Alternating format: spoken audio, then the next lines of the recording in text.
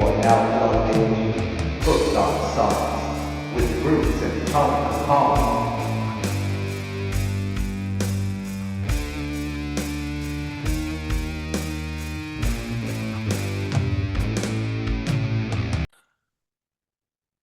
And we're live. What's up, everybody? Welcome to another fantastic episode of Hooked on Sonics. I am one of your two hosts, Bruce over here, and over there, my brother from another mother, wearing another stylish hat as only he can, the one, the only, Tone Capone. And this week, we have a fantastic episode for you guys again. We are going to be reviewing Tom Waits. Um, the eclectic musician. He with his album Rain Dogs and 90s punk rock powerhouses. The Offspring with their fourth album, I think it was, Ixnay on the Hombre. A little bit of music news, and we got some drinks to talk about. And before we get into all that, the people want to know, Tone, how are you? Good evening. And I say that in the most sinister voice as possible because the holidays are coming up, folks. And this can be a grim time of year for a lot of people for many different reasons. You know, I would just like to state try to make your best of the holidays. Try to enjoy what time you can with your family. We're not always blessed to have everybody moving into the future with us. However, the Tone Capone is going to try in all his wondrous glory to try to go see Nosferatu on Christmas Day, since it gets released on Christmas Day. Being a big horror aficionado that I am, and I've seen a lot of horror movies over the years, I'm a little bit behind, but I'm very much looking forward to Nosferatu. I think Bill Skarsgård is playing Count Orlok. William Dafoe's in there. A couple other great actresses and actors. I'm very excited. The early reviews are saying this thing is phenomenal and could have the potential to be movie of the year. Nice. So that's very strange for a horror movie, and I doubt that that'll happen. However, I am going to see the movie. I'm a big fan. You've seen me wear a Nosferatu shirt on the show here and there. Mm-hmm. I actually had a guy out of Nickelback when we went to Nickelback. He looked at my shirt and he goes, "What's that say?" And I said, "It's Nosferatu." Well, what's that mean? I'm like, Typical Nickelback fan. Can't read or typical write. typical didn't know jack shit about nothing. Why is it look spelled out like that? Because that's the font they use for the movie. It's a movie, dude. Huh? It was a very embarrassing encounter. Yeah, that's pretty bad. And one more reason not to like Nickelback. Eh, the wife loves him. Hey, listen, the wife loves him, and I will tell you, if it's a good hard rock show is something you want to see, they do put on a good show. Not that I'm a fan. Me personally, that era of music for me, Three Doors Down was the band for me around that time. I dug those guys a little bit more than Nickelback. Still do. Think about going to see them. They're getting ready to go on tour with Creed and somebody else. I did see that pop up. Did you see that by chance? I did not. Yeah, so Three Doors Down, Creed, and God, I can't think of who the third one was, man. I apologize about that, but I did see Hmm. that.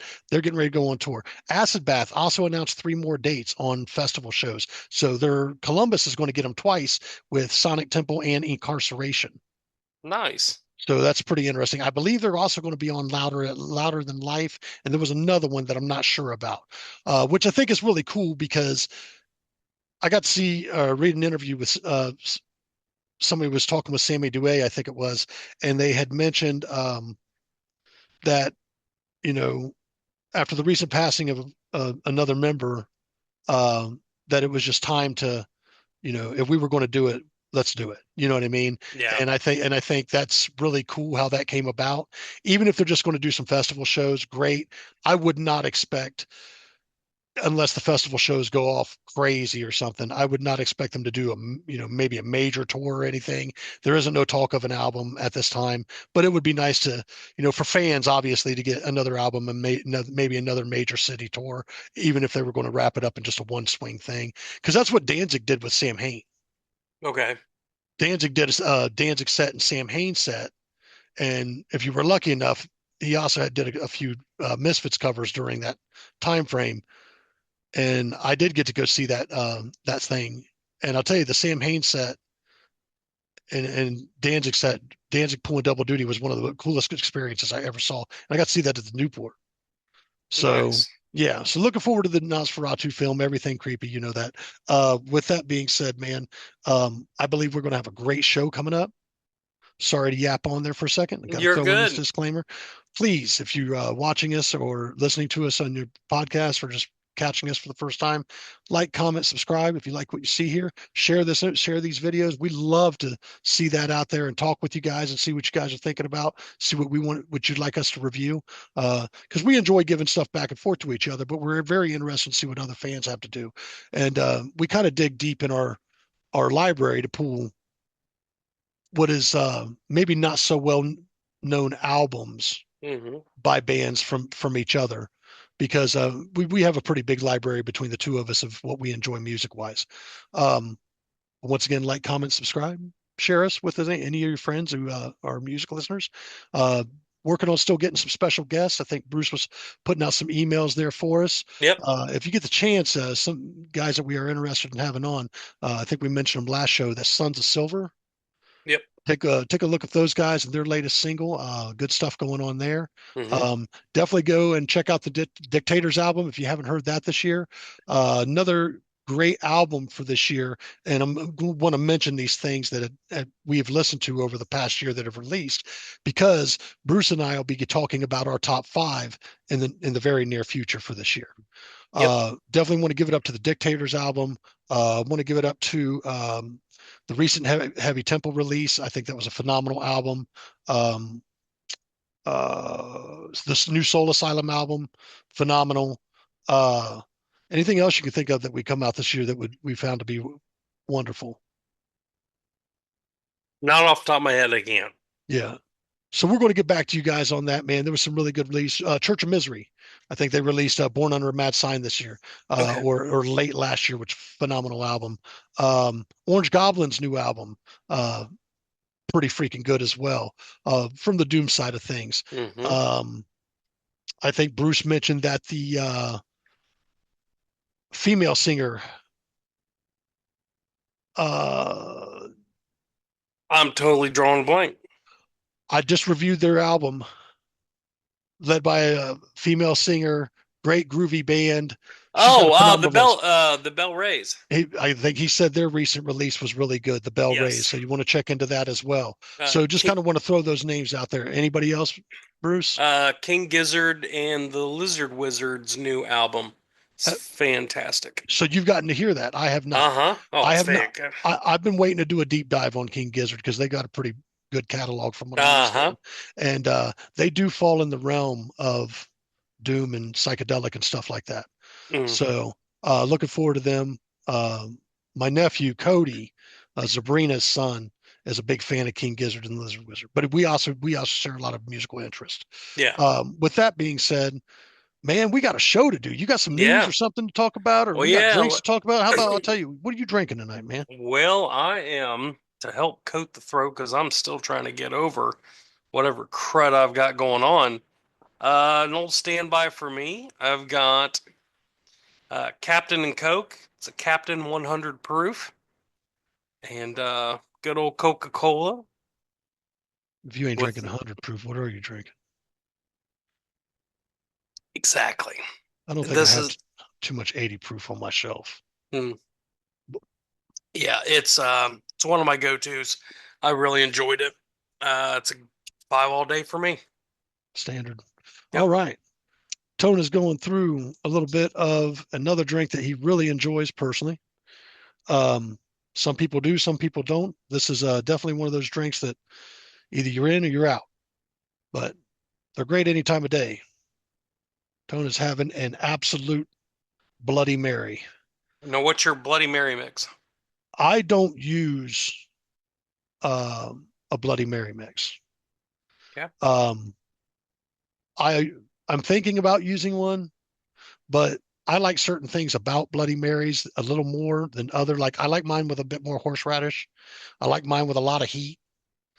I'm okay with the Worcestershire, doesn't matter. But Kate did this with she actually made me this one. I made one earlier today. I didn't care for as much, but Kate kind of nailed it. Um, this is horseradish, spicy V8, um, pickle juice, salt, pepper, I believe some garlic, uh, granulated garlic, and over ice and stuff and whatnot, man. She may have put something else in there, but at the end of the day, this is what I want out of a Bloody Mary. My wife Yeah, is a very good bartender. She's bartended before. She really knows how to put a good drink together. She knows how to identify a good drink when she's out looking for one. And she's king shit when it comes to mixology here at the house. nice. So, and hey, dude, I'm not the guy. Unless it's a simple 1-2 drink, I'm not your guy. But when it comes to mixing a drink, my wife is hands down king shit in this house. And I'm gonna tell you what, I'm gonna give this. I would give my Bloody Mary earlier a 3.5. Mm, I would give my wife's a 5 there you go. all day long. That is everything I want in a Bloody Mary right there. They just got the touch, don't they? Dude, you have no My, understanding. trust me, my wife makes coffee. She makes my coffee every morning, perfect every time. When I'm wanting to get on one, she makes my mixed drinks perfect every time. They just have that way with them. Yeah. Oh yeah. My wife is That's one of the reasons why we love them. yeah, that is, that is. They they can drive us crazy at times, which we can drive them crazy as well too, but That never everybody happens. everybody has their function. Yes, Everybody has their functions. Everybody excels in certain areas where the others don't. So that's what's called marriage. that's right. You find somebody who's willing to put up with your shit just as much as you're willing to put up with their shit. Pretty much. I love you, but Uh, fuck you, Kate said. Anyways, man. yeah. Yeah, so a 5 banger all day. My wife Yep. can mix it up. I know you're drinking good tonight too. That's good. Um, well, what have you been listening to, man? Let's see. I've been listening to a lot of podcasts. I finished the Alex Van Halen book, on audiobook. Okay. Really good. Again, I cannot, Is it I on can, Prime? I don't know if it's on Prime. I got it on Spotify. So If it's on Prime, Kate can hook me up. And yeah, she just started the audio stuff with Prime, so I've been thinking about checking out some books like that. yeah. It was really good. It was a really good story. Not a whole lot of mudslinging or anything like that. And it was really cool to find out that him and David Lee Roth they're very friendly. Strange. And Alex will tell you he can drive you up a fucking wall, and he's an egomaniac.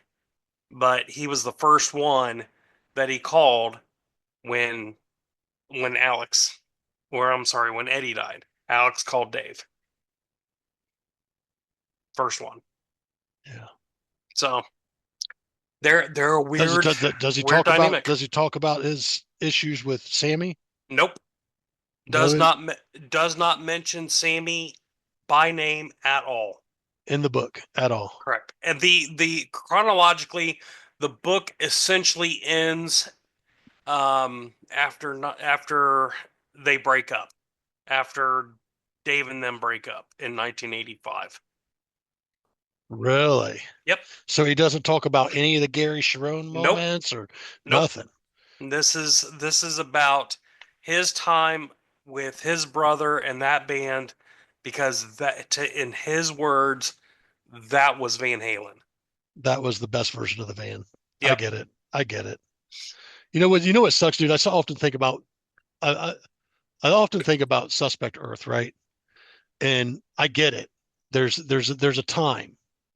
There's a time where things are like at their peak and the music writing and everything's really going good. Performances are going really good. And I think about, you know, every version of Suspect Earth that was, because obviously we had Josh at one point in time. Josh was out. And then, Chris was at one point an early member before Suspect Earth became Suspect Earth, and um, uh, let's see, several bass players. Bass player was a rotating spot for Suspect Earth, more or less. But I love every version for many different reasons, many different shows. And I did a lot of shows with a lot of those guys.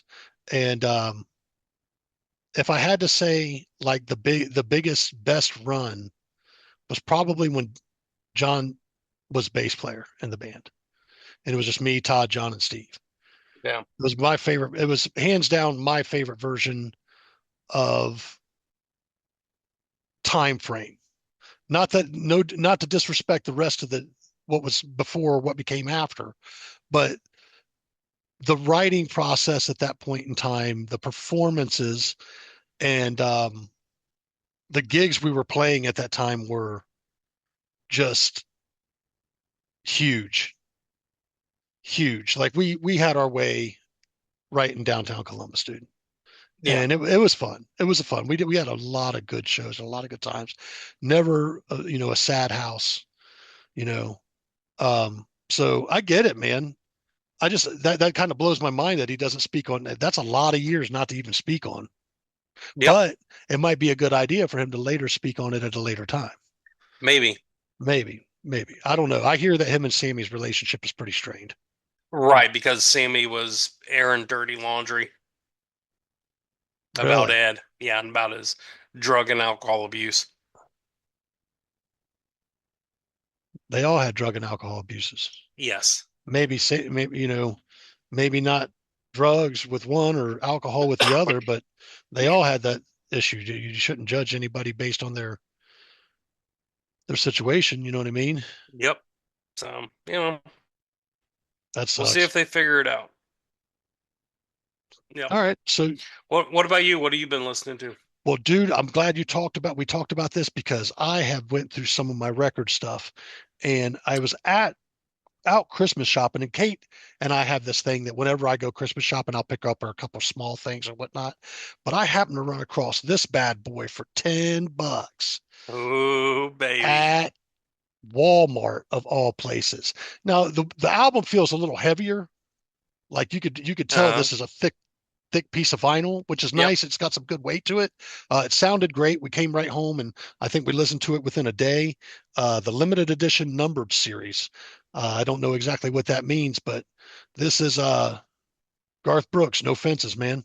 Not a bad album. I am a bit of a Garth Brooks fan. I do respect what he's done for country music. Guy's very, very talented. Dug that a lot, man. Um, I finally, and I tried to call you on this, but we haven't talked about it. I finally opened up that album you gave me last year Oh, sweet. for Christmas. Okay. And I wanted to talk to you about something that you often mention in regards to owning the albums. Mm-hmm. And I just want to share this for 1 second. This thing is loaded with liner notes for each of these lost tracks of Danzig. Nice. Loaded and loaded with, like, let me go. If you, I just want to take a second and read a Sure. couple things here. One of the songs that I really, really like is When Death Had No Name. And I only had ever heard this song on like a video, an end video, like a Danzig 1 video. And it was rolling out the credits or something like that. I'd never heard it ever since, but it never got released. I knew it existed. I knew what its name was, but it never got fucking released. It was supposed to be released like an EP or some shit like that. Anyways, uh, When Death Had No Name, eventually this was released as a European B-side. This is a different take called from the Danzig 3 sessions. It is included here along with the take from Danzig 1 to show the song's progression over the years. Now it's on here twice. When Death Had No Name, another Sam Haines song that was recorded. That was another Sam Haines song that was recorded. That was recorded at every session up until How the Gods Kill session. That version is also here later on. This, however, is the very first recording of it from Danzig 1. So that would have been what would have been at the end of the Danzig 1 videos that Oh, okay. I had once owned. And dude, like there's other other things like Satan's Crucifixion. Originally intended as a joke, Rick Rubin and myself wanted to play on Deaf American VP Mark Didia. He asked Rick and I not to make another Satanic Danzig record. So I wrote this track after Rick suggested the title. We sent it to Mark and told him it was the lead track on Danzig 4P. Needless to say, he about lost his mind. I still laugh when I think about it. It ended up being a really good track and is both musically and lyrically very representative of the Danzig 4P. So I've got to listen to one side of this 4-track thing. One of the things I also want to mention on here is there is something really cool where it says, thanks to all those who have played in the live shows or live band over the years. John Christ, Erie Vaughn, Chuck Biscuits was the original lineup. Then Joey C, Tommy Victor, they came in around 4 and 5. Mm-hmm. Lazy, Steve Zing, that was through the Sam Hain uh, of 6 and 7 years, I want to say. Todd Youth was there. Howie Pyro was there. Johnny Kelly from Typo Negative was there. Kenny Hickey from Typo Negative. Jerry Montano, Bevan Davies. I think Bevan Davies was with the Deadlights. Howie Pyro was with Degeneration X or something like that. Dude, nothing but great musicians that had worked with him over the years. And I've seen a lot of those guys and talked to a lot of those guys after the show. Yeah. Really fucking cool fucking experience. And I just want to say the liner notes on some of these albums, man, there's sometimes you get a gem. Sometimes you get a gem. You get a lot of information. And I only read pieces of information on here. That wasn't the whole inside. This, I've heard the album digitally and I owned it digitally. However, owning it on vinyl, it does sound great. I will agree. Vinyl has its knack of sounding really fucking good. But yeah, I was checking that out. Was listening to John Cougar Mellencamp that day, and quite a few different other things, man. I've been listening to what was I listening to in the car the other day? I listened to some Scorpions. The wife and I went through a night where we kind of hung out and killed a couple bottles, and we just shared a bunch of music back and forth. So a lot Very of cool. lot of rare stuff. Like I often talk about bands in this small era of time. Like you can remember, and I don't like. I know I'm doing a bunch of yapping, but I want to wrap this up. You can remember sometime from like 92 to 96. There was this phase where we were coming out of the hair metal phase. Everything was lighthearted, poppy, sex, drugs, rock and roll, and then moved into this grunge phase where it was a little sad, heroin and Everything overdosing was and nutshell. everything was fucking, you know exactly what I'm talking about, right? But there was a small window. And in that small window of time, we had bands that didn't quite fit the hair band phase, but didn't quite fit the grunge phase. And they were comprised of fucking several great things that were going on there. One of the bands I like to mention around that time is a band called Circus of Power. Oh, yeah. Huge riffs, huge riffs. They did a song called Mama Tequila that was on 92X at that point in time when we were going to high school or just coming out of high school. Mhm. Hardline was another band. They did a song. They had a song called Hot Sherry, and I think the album was called Double Eclipse or something like that. But the lead guitar player on that album is Neil Sean from Journey, Oh, okay. and really cool. It was really cool stuff at that time. But it was in this weird phase for just a small bit that things wouldn't go on. There was a band called Arcade. This was fronted by lead singer fucking Stephen Pearcy from Rat. There was a lot of really cool stuff in this small fucking window of time frame before everything started making its transition into alternative and punk or alternative and um, grunge, you know.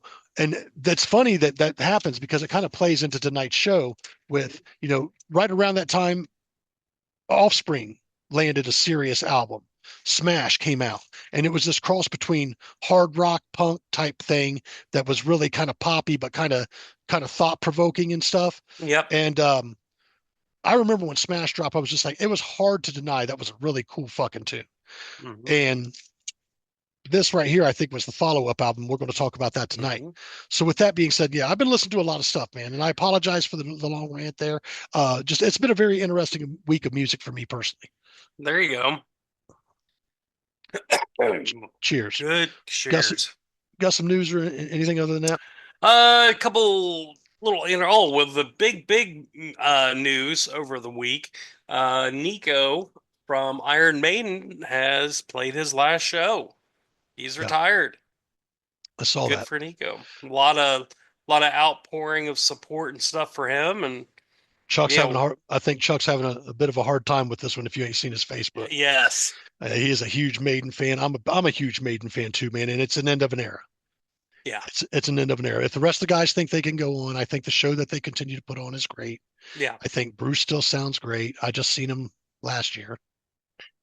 So if they can find somebody, Nico's got some big shoes to fill, dude. Or someone's gonna try to fill Nico's big shoes. Yeah. Oh, Yeah. they I think they've already announced a replacement. But I Okay, mean, you better be better be like on it. when I think of the top drummers of the world, Nico McBrain's one of them, dude. Yeah, yeah. He definitely falls in most likely my top five easily. I don't know where he fits for you. I don't know how big of a Maiden fan you are, but I he's not on my radar. bummer. Yeah, I don't listen to a whole lot of Maiden. You should. Yeah, You should do a oh, deep dive across Maiden's library at some point in time. one of these days. You should. I mean, Yeah, one of these dude, days. they've got a hell of a catalog, dude. Yeah. I would No, listen it's to a lot of music. I would listen to everything up until No Prayer for the Dying. Okay, Everything up until No Prayer for the Dying. Take a break and then go explore the other half gotcha. because that's that like fear that like if I had to name my favorite shit like Number of the Beast, Seventh Son of a Seventh Son, Somewhere in Time,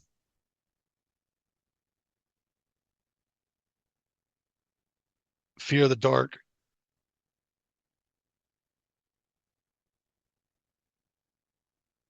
Mm, that fifth one would be hard. Um, I don't know, man. Kind of a toss up there. There you go. Power Slave or Senjutsu. Senjutsu was not a bad album. Yeah, no, it was good. It was You really actually, good. yeah, I think you actually reviewed that one, didn't you? I did. Yeah. Yep. All right. Well, we are recording on December 10th. And man, oh man, was there a lot of people that died on December 10th? I think I saw Like, Otis Redding. yeah, Otis died. Rick Danko, one of the original members of the band. Mm, Let's see. Meg White was happy birthday, Meg White. We love Meg White. right.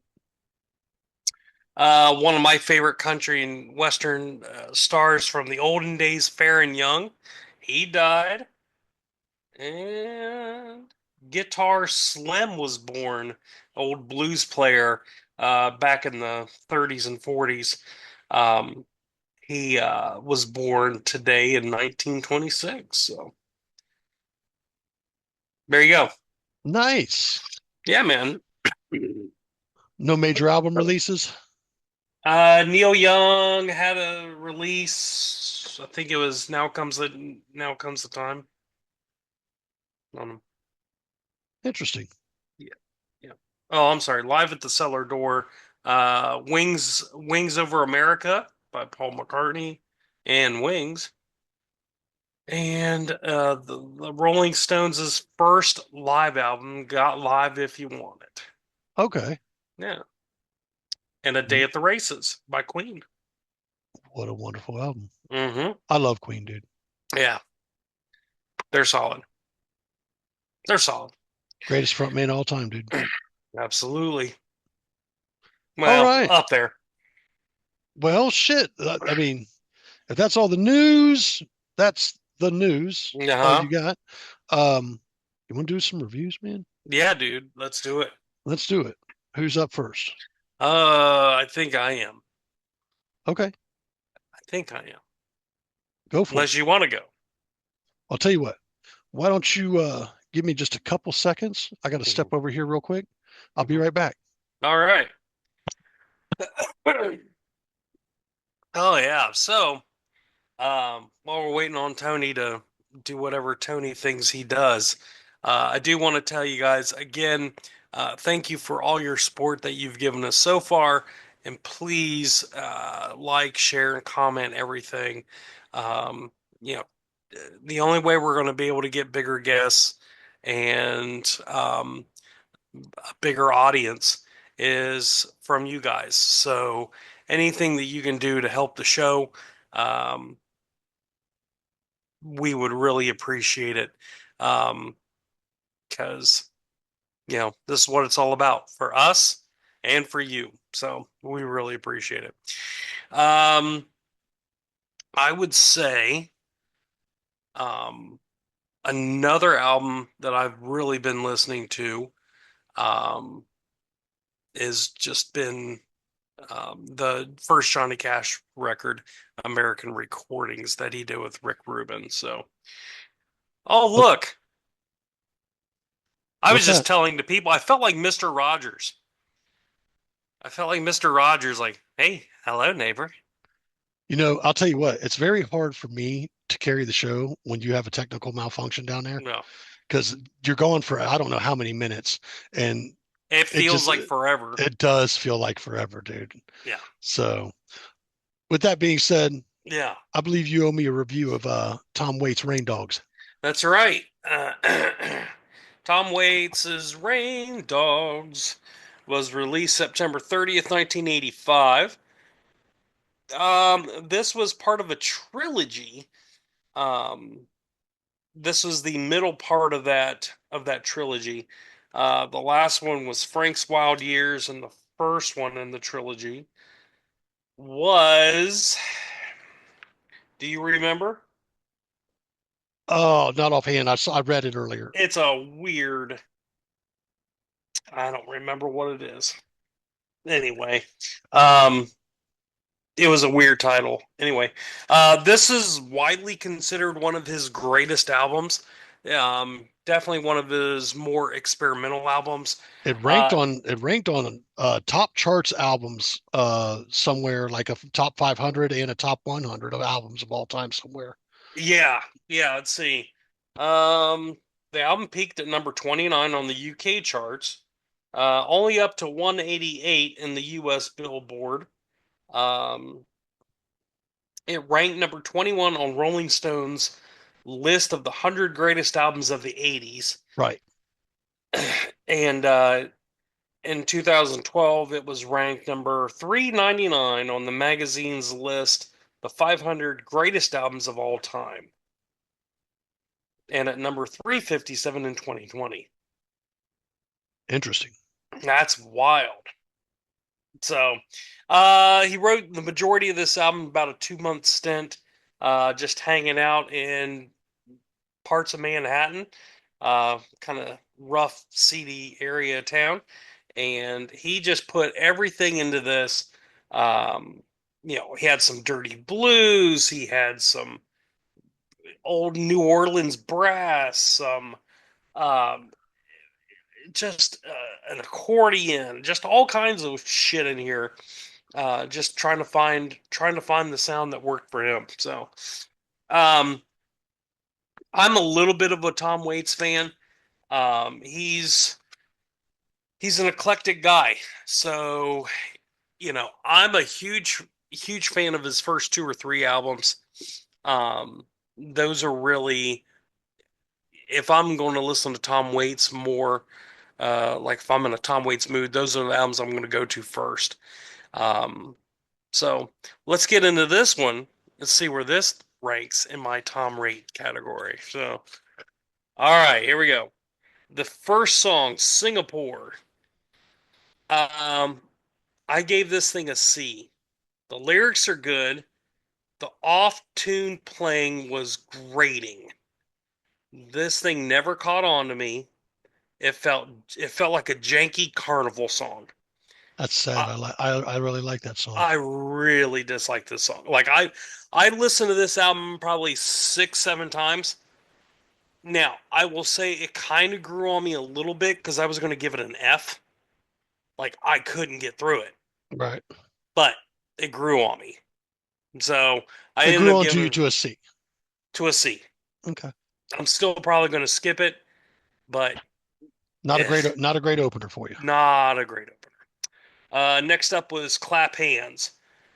This thing is slightly better. His vocals are still awful. Now, here's one thing I'll say. Ah, dude. Hold on. So, Tom Waits is not what you would call a classically gifted singer. I don't mind that. Like, I don't mind when people have bad voices if it's done right. For instance, Willie Nelson's a horrible singer. I like his voice. You know what I mean? Ace Frehley's a horrible singer. I like his voice recorded, not live. So I like Tom Waits. I like his voice in certain when he's in a certain range or a certain pocket. But these first two songs, his voice was not good at I all. love both those songs, man. That's wild. I That's think, really so go ahead and I get the review done. yeah, I'll tell you how I got turned on to this album. sure. It's got his vocals are slightly better. I like that little cool guitar riff, little cool guitar solo in there. I did end up giving it a C plus. It was Ah, better. It was better than Singapore, but mm. we're not there yet. Oh my goodness. So I'm 2 songs in. I'm like, oh no, what kind of Oh, dumpster fire did I get into? oh my God. I was scared. I was really scared. I was like, fuck, man. Oh, Okay, next up we got Cemetery Polka. I gave this thing a B. Things are starting to look up. Um, this is a very piratey type polka song. The lyrics are really good. Um, he's his lyrics sometimes don't make any sense, but they're still poignant, if that makes sense. So like you may not know what he means, but man, that sounds really cool. That sounds deep, you know? So he's got some really he I love his lyrics, a lot of his lyrics. And Cemetery Polka was one of them I really enjoyed. I gave it a B. Um, Next up was Jockey Full of Bourbon. Here's our first A of the night. I really like this. It's starting to really pick up now. It's a whispering. He's whispering the words to it. It's a cool tango vibe. Um, it's really cool. So we got some pirates. We got some little bit of jazz. We got some tango. I mean, he like I said, he's eclectic. He's all over the place. He's just trying to fit it. I gave this thing an A. Jockey Full of Bourbon. Tango Till They're Sore. His singing is way better in this, and I really like the lyrics. Great lyrics. I gave this an A as well. like a track too. Yeah. Yep. Let's see. I meant to mention Keith Richards played guitars on 3 of these songs. Mhm. I cannot remember what the third song was, but the first song that I know of was Big Black Mariah. Keith Richards checks in on guitars. This is a very Howling Wolf type blues song. This the way he sang it, the way he presented it, is very Howlin' Wolf like, and that makes sense, especially with Keith in there as well. So I gave this thing a solid A as well. Really liked it. Next up was Diamonds and Gold. I gave it a B. I found it was kind of a boring song. The bottle playing for the third time, just he's playing a bottle. Like he's done it in like a bunch of these other songs before, and like, okay, enough with the fucking bottle. It was irritating to me. Um, It's not a skippable track by any means, but um, I liked it. I liked it. Uh, our first A plus, Hang Down Your Head. Great track. Believe this is one of the singles. Great track. Yeah, great song. This is what I expect out of Waits. That Yeah. was my note. When I hear "Hang Down Your Head," this is what I hear out of the first album. This is what I love. Next up, we have "Time." Again, another A plus. It's a classic song, classic theme, such a haunting and beautiful song. Love it. And his delivery of the words, perfect. In a perfect Tom Waits fashion. So that's the end of side one. All right, next up we got Rain Dogs. Title track starts off the second side of the LP. Some really cool accordion in here. It's a great starter for side two, and a really cool guitar lick on this thing. I gave it an A. Next up was Midtown. It's a short little instrumental, only about a minute long. I wish it was longer. It had an old 20s gangster car chase scene type vibe to it. Lots of cool horns and stuff like that, trumpets. Again, I wish it was longer. I still gave it an A though. It was fun. I liked it a lot. Ninth and Hennepin. Fuck. Again, oops. This is what I want out of Waits. He was doing it was spoken word genius. It's very eerie, talking about the seedy side of town. Perfect. Perfect fucking Tom Waits That was a song. great track. Yep. A plus. Gun Street Girl. Song about good love gone bad. Very old time blues vibe to this thing. Um, I gave it an A. And then next up we have Union Square. This is another helper with Keith Richards. It's a good rock and roll Chuck Berry type vibe. Again, I perfectly makes sense with Keith playing guitars on it. I love this song a lot. I gave it an A plus. And then um, next up was Blind Love. This thing was very country blues. Um, Perfect, great lyrics. Again, this is what I want. It's this almost like this first. I don't know what he was doing on the first half of this album, and this second half. I mean, he's just in the pocket. It's like he had to warm up or something. Like it's almost like he did all these songs live, and he got through these three duds, and said, "Okay, I'm good now." You know, it's Yeah. weird. It's weird. But Blind Love, very country blue. I love this thing. I gave it an A plus. Walking Spanish, jazzy, talking verses again. Again, great lyrics.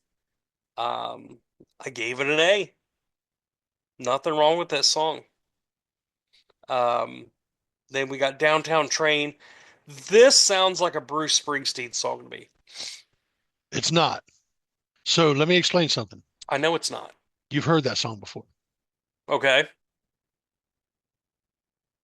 Where have I heard it from? Rod Stewart. Really?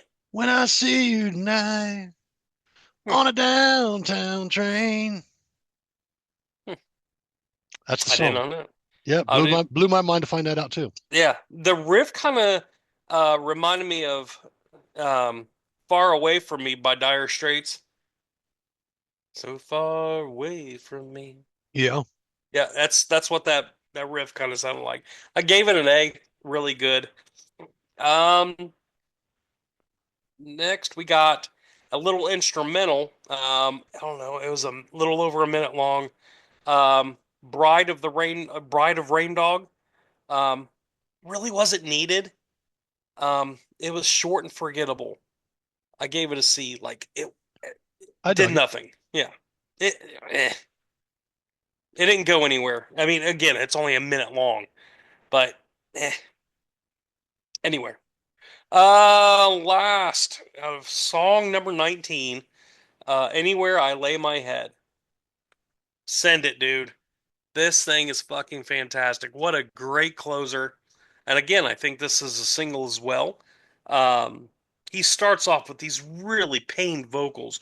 You can hear just like the anguish in his voice as he's delivering these lyrics and, screaming out and stuff. Um, it's a beautiful touch. It's a great ending song. I gave it an A plus. Loved it. Absolutely loved it.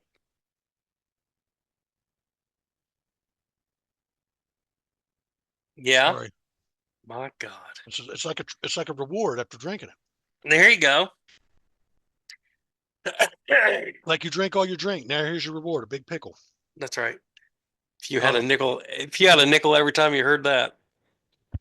Amen. Hey yo. All right. So, So I want it. What is it? Come on, man. It took a second for it to warm up on you. it took a But big you second. know, I'll tell you what, do me a favor. Yeah. Before I get your rating, Yeah. let me ask you this. Yeah. Knowing that those opening tracks took a minute to warm up for you, Mhm. would you have slipped them anywhere in the album that made it fit better? No. Okay. Those songs, especially the first two, but there's probably maybe a couple more. Ah, I probably could have done without too. What do you think would Um, have been the better opener? hmm.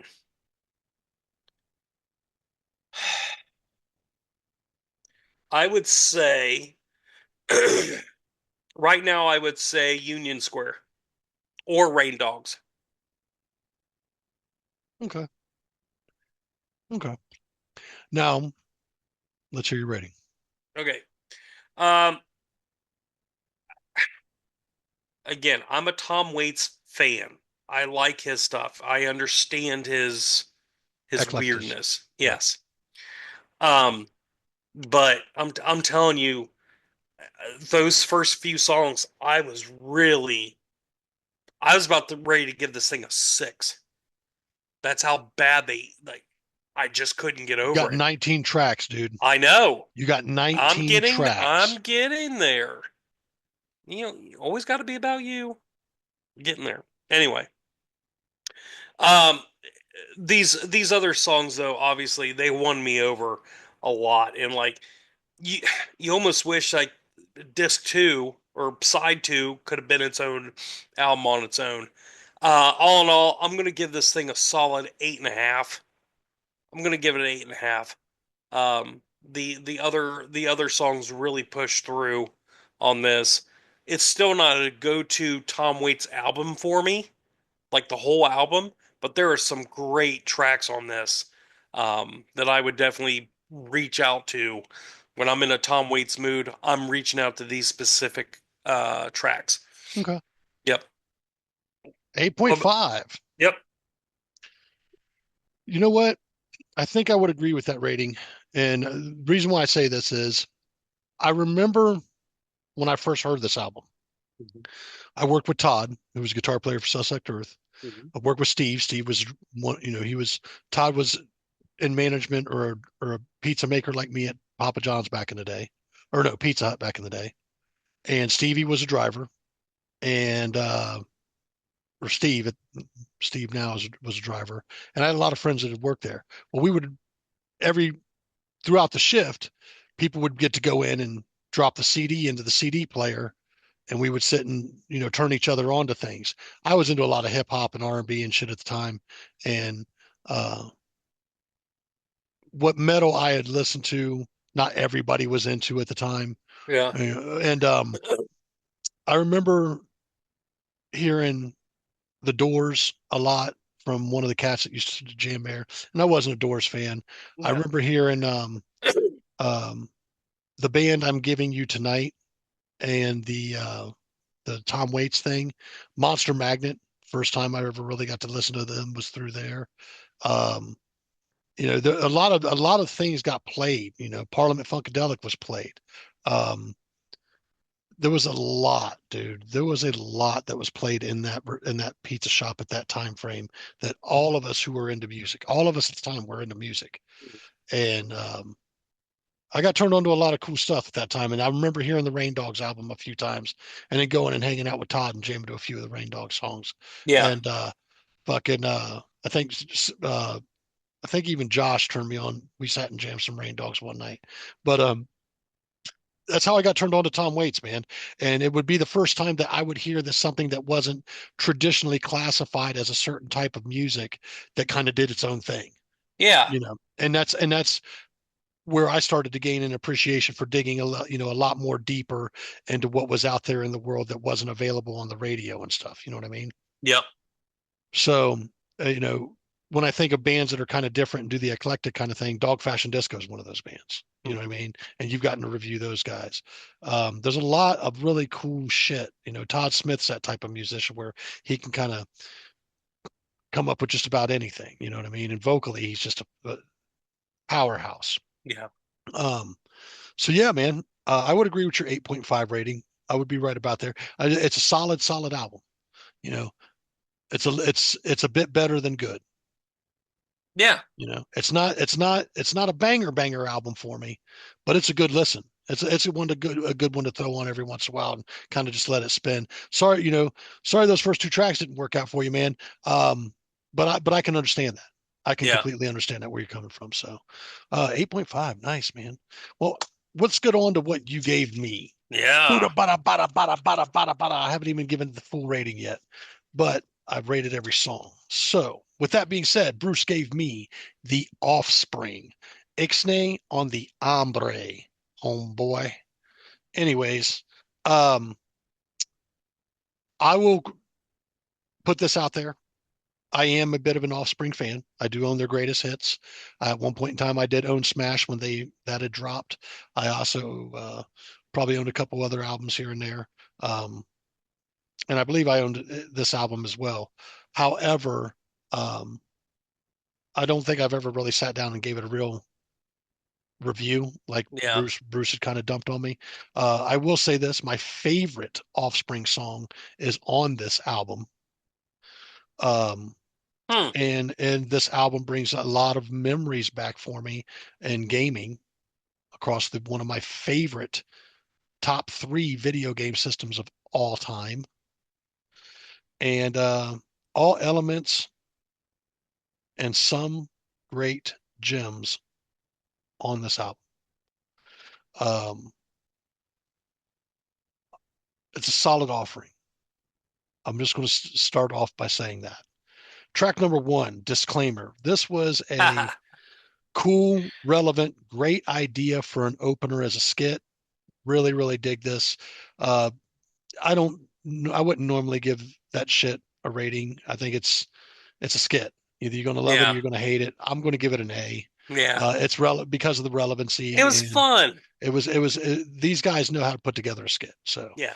um, track number two, the meaning of life. Um, gave this one an A as well. It's a great track. It's kind of what's expected of the Offspring, and we run into this throughout the album. Mota, I gave this one an A as well. I really, really liked the drum opening on this. Uh, it was fast. It was upbeat. Um, it was Offspring sound, man. It just if you know that kind of upbeat cross between hard rock, punk, and ska type feel, that's what you're getting into. And these guys, I would venture to say personally, I don't think there's any other band out there that sounds like Offspring. They just got their own Mm. sound. You know what I'm Yep. saying? Yep. So, track number four, Me and My Old Lady.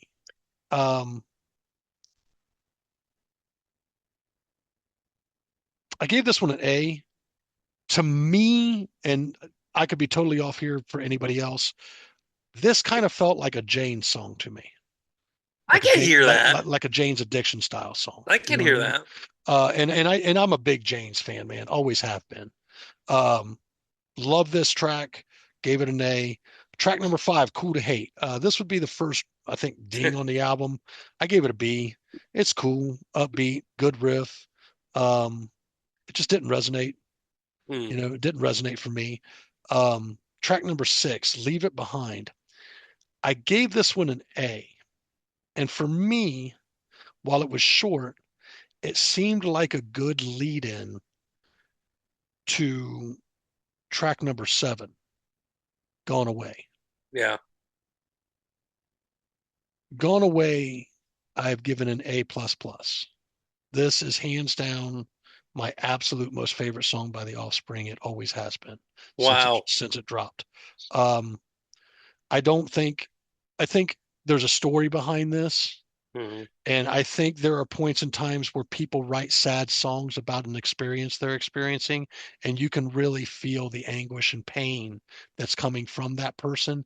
Hmm. Peter Steele has a good way of doing that in a dark and morbid but rockin' way. This really gave that kind of, you know, just look at the lyrics. I believe there's a really interesting story behind this. I don't want to go into it and assume, and maybe it's an internet rumor or something like that. I don't believe it's an internet rumor. I believe that there's a real story behind this, and Dax really put it all Yeah. on the line right for this song, and Yep. that is why that's an A plus plus for me. Track number 8, I Choose. Um, I think I gave this one a B as well, Oh.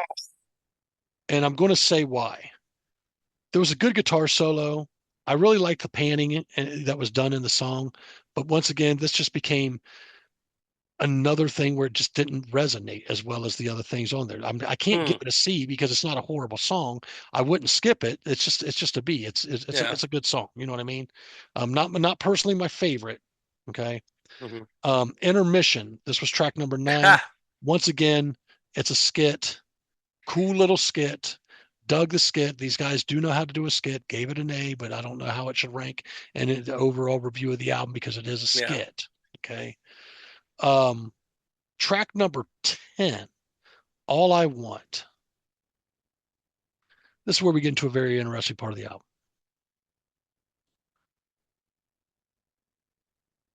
This album, I'm going to imagine, dropped around the time that I was jamming on a video game console called the Dreamcast.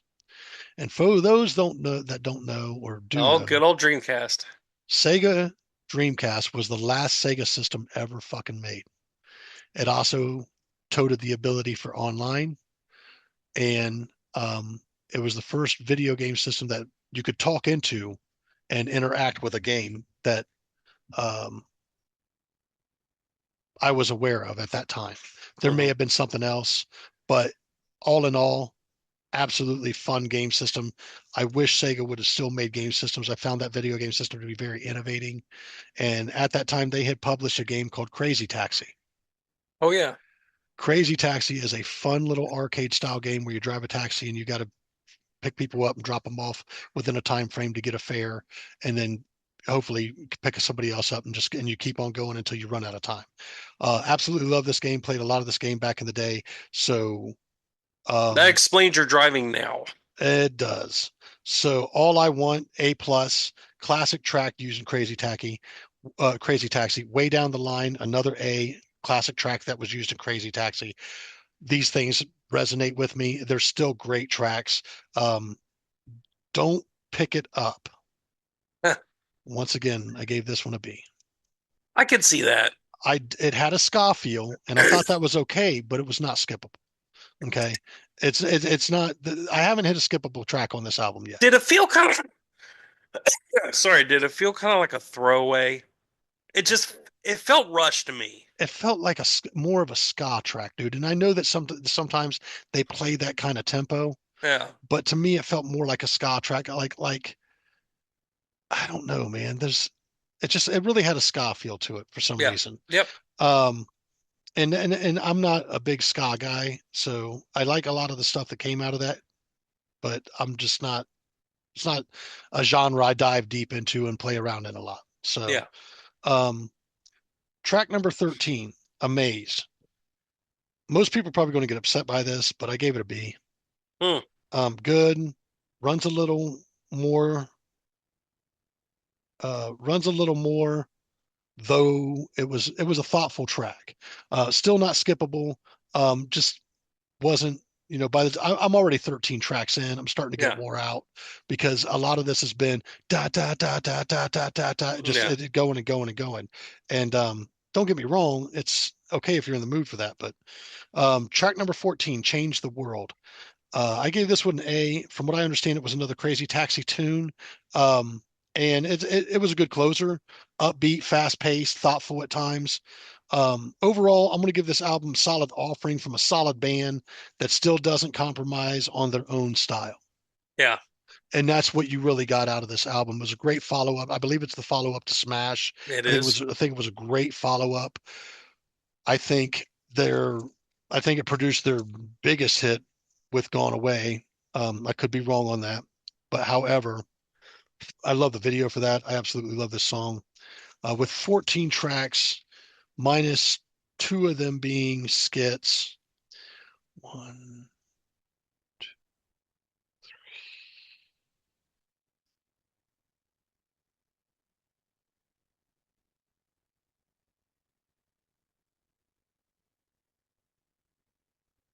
What I liked on this album, and because this album has my favorite track on it, and it really brought back a lot of memories and kind of resonated the old Crazy Taxi days with me.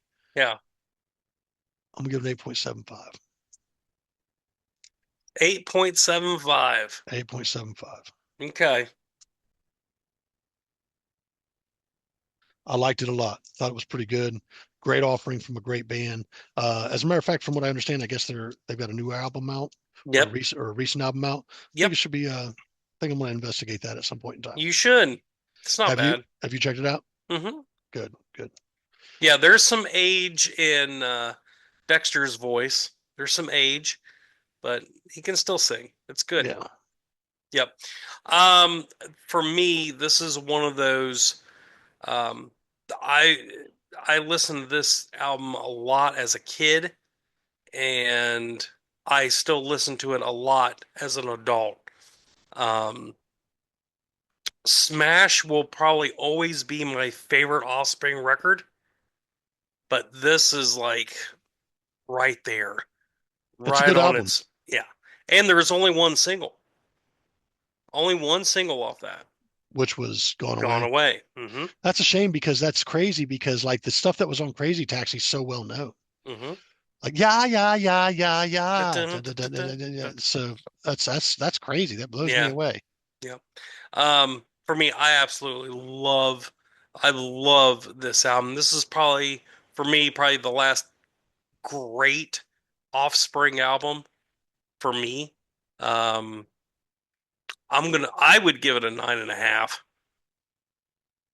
Nice. I love this album a lot.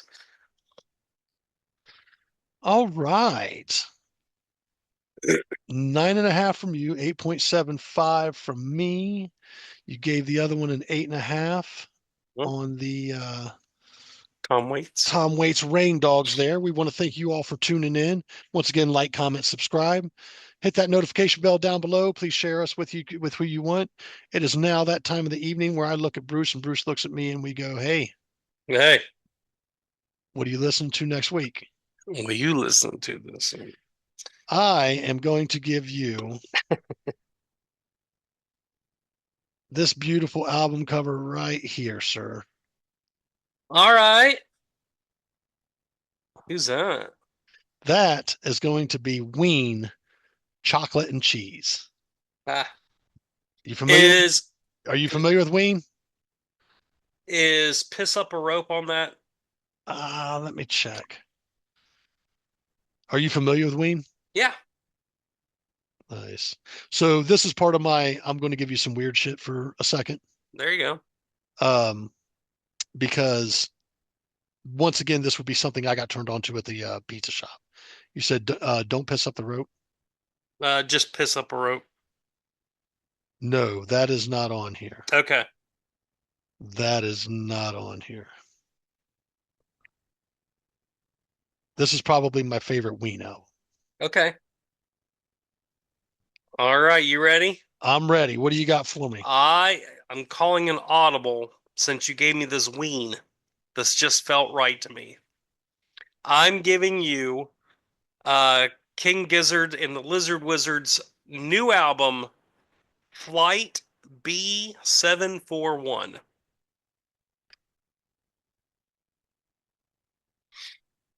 King Gizzard and the Lizard Wizard, Flight B. Mm-hmm. 741.